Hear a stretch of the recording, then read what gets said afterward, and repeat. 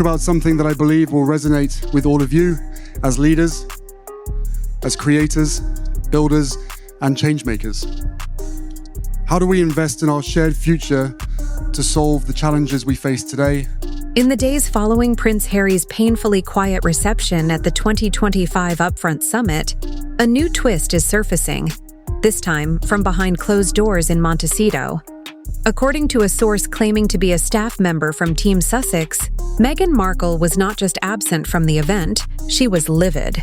The anonymous insider, who spoke under the condition of confidentiality, described the Duchess of Sussex's reaction as volcanic, triggered by both the crowd's chilly response to Harry's appearance and what she allegedly called a setup, orchestrated by summit organizers.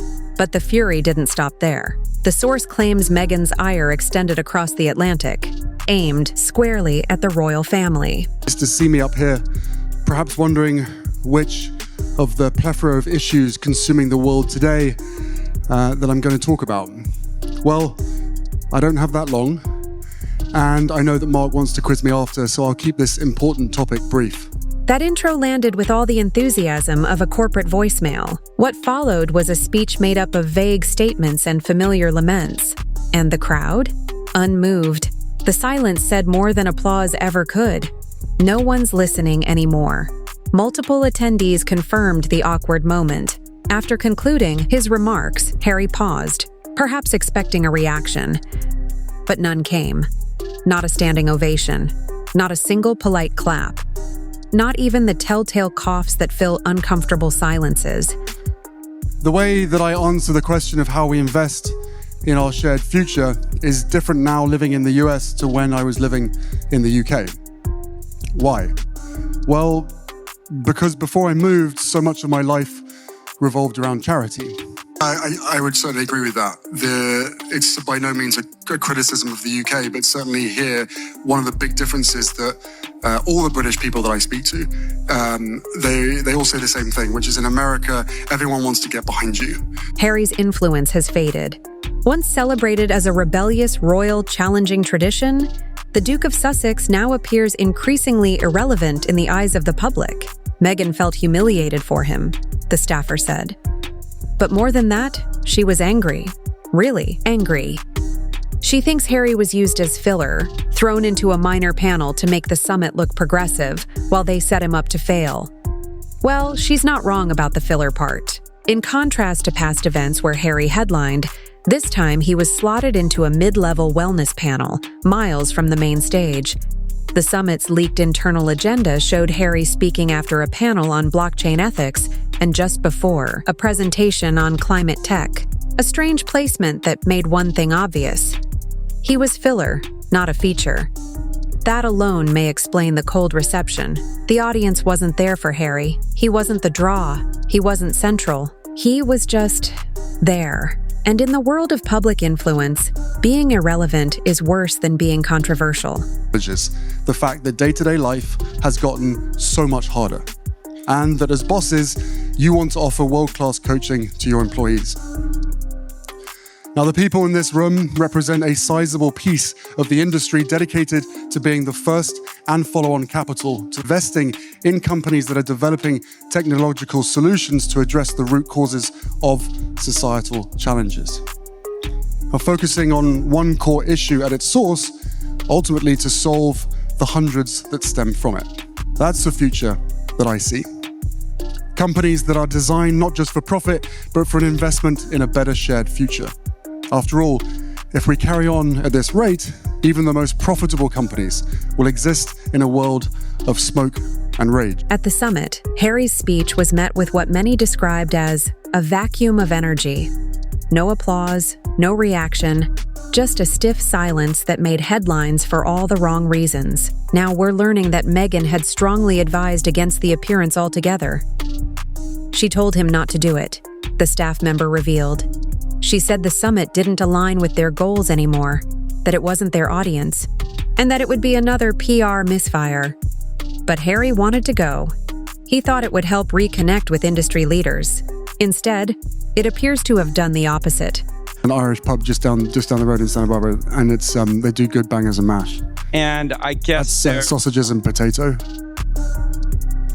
And I guess there's like this thing you guys call football that's there. Yeah, I've never been a big fan of soccer. Whoa.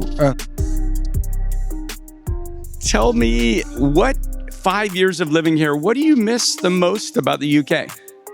Well, look, living here now for 5 years, it feels like home. Santa Barbara feels like home. Brought up both of our kids. The insider claims Meghan was especially angered by what she perceived as a lack of protection from both Harry's team and the event's organizers, people who, in her view, should have managed expectations, briefed the audience, and curated the panel more thoughtfully. She called it a humiliation, said the staffer. She said, they threw him to the wolves. But perhaps most surprisingly, the royal family also caught some of Meghan's reported fury. The source alleges Meghan believes the firm could have offered behind-the-scenes support, if not publicly, then diplomatically, by nudging institutions in their favor. She believes the royals still have long arms in these circles, the staff member said. And she thinks they're choosing to let him flounder. She sees it as a silent punishment. Observers noted Meghan's conspicuous absence from the event.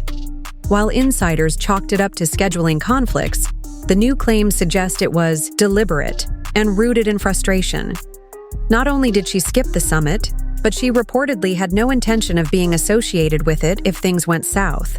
After the debacle, the insider claims Meghan refused to even acknowledge the event in internal calls or social media planning sessions.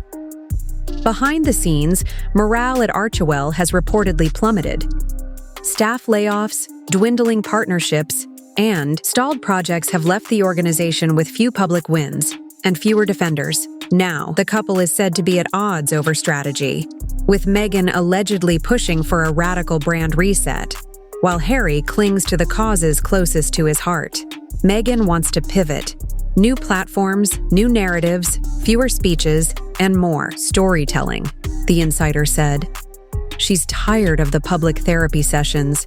She believes the world has heard enough about their struggles.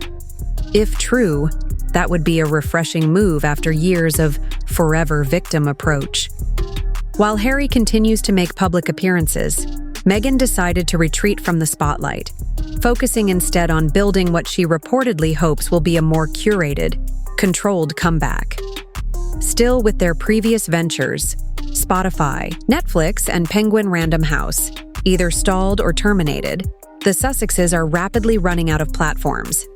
And with audience interest waning, even the most carefully crafted rebrand may struggle to find traction.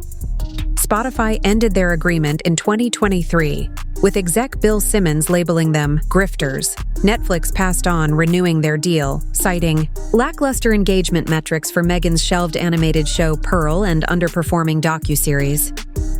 Penguin Random House is reportedly hesitant about funding a sequel to Spare, given its inability to maintain momentum beyond the initial buzz.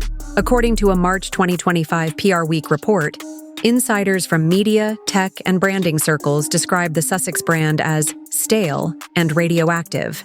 One anonymous executive from a major tech firm put it bluntly, partnering with them doesn't deliver reach. It brings drama, backlash, and bad ROI. But Harry is still reportedly demanding six-figure speaking fees, despite diminishing returns and muted receptions. There's no denying the brand has cooled, said a Hollywood PR executive who worked with Archewell in its early days. But what's really changed is the vibe. It used to be, they're bold and brave. Now it's, they're burned out. As for Harry, the silence at the summit may have been more than just a moment. It may have been a message. And if Meghan's reported reaction is any indication, the Duke and Duchess are finally hearing it loud and clear. It's not just a bad week, the insider concluded. It feels like a breaking point. Their Montecito estate, a $14 million sanctuary once portrayed as a peaceful haven, now feels more like a luxurious fortress, removed, isolated, out of step with the industries they once hoped to conquer. They've laid off much of their Archewell staff. Public projects have stalled. Their impact entrepreneur rebrand has failed to materialize into anything meaningful. And their powerful allies, Oprah, Perry, the Obamas, have all gone quiet. For now, the Sussexes remain in Montecito recalibrating. Meghan, reportedly, is laying the groundwork for a new initiative, one that distances the couple from the royal trauma narrative and repositions them for a second act. Whether the public is still interested, however, remains the unanswered question. If Harry's reception at the summit is any indication, the answer may already be in silence.